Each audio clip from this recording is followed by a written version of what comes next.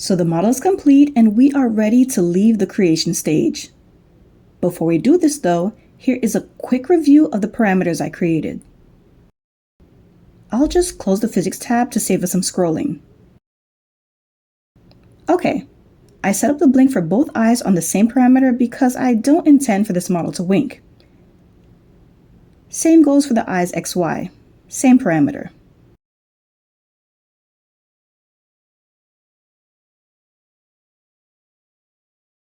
For the head, I have the Z or head tilt, and I have a head XY.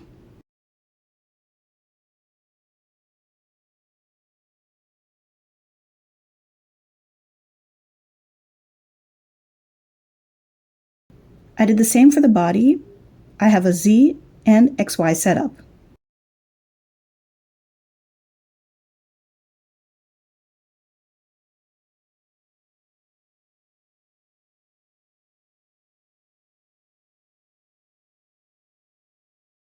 For the mouth, while I could have kept it simple, I like to give it a detailed rig to make it more expressive.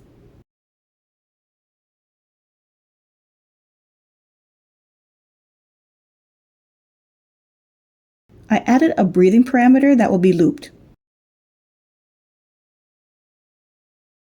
And for fun, I added a dark hair toggle. I can quickly show you how to do this. Let's jump to the arm parameter mode and select a piece of hair. Then, go to the Inspector tab and go to the part that says Textures Multiply. You can click on the color box to access the color picker and play around with it.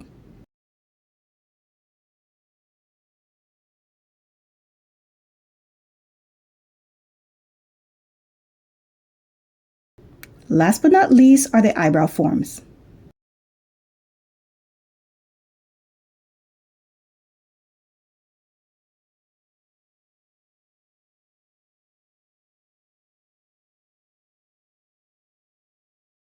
Next up is a little bit of cleanup work.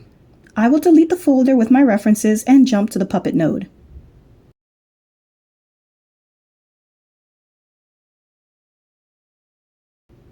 Hey, take a look.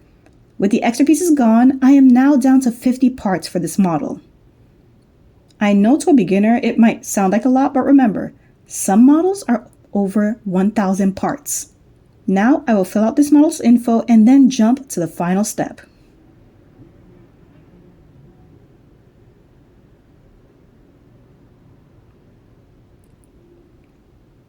To export your completed model, go to File, Export, Inochi2D Puppet.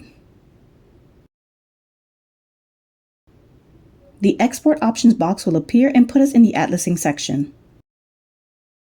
This will allow us to create a texture atlas for the model. The default resolution or size of the atlas is 2048 by 2048. Just so you know, this model is 3000 by 6000 pixels in size. I usually do not touch the texture scale or padding, and I always keep the prune unused nodes on. As you can tell by the red warning at the bottom, I have textures that are too large. To fix this, I will change the resolution of the atlas and make it bigger. I'm just going to choose one of the presets that makes the warning go away. And there we go. Oh, you also have a section for adding watermarks.